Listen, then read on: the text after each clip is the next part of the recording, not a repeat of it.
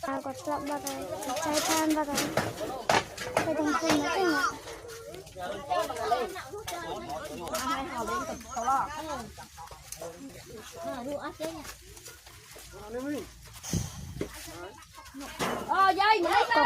con có trái than tao có trái than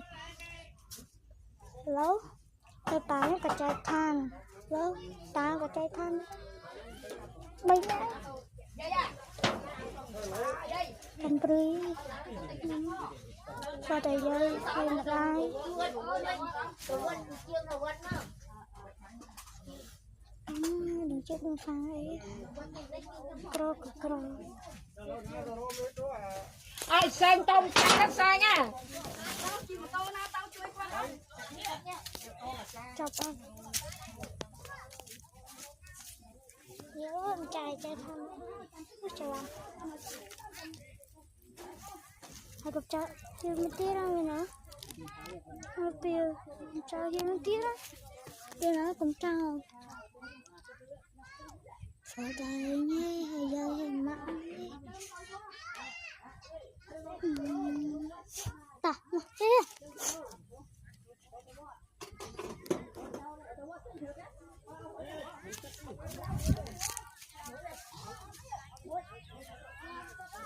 chọc ao bên thùng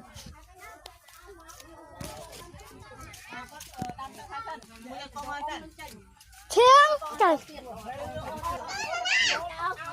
nè ôn nè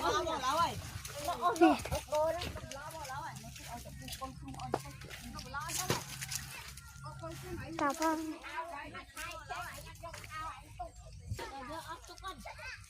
man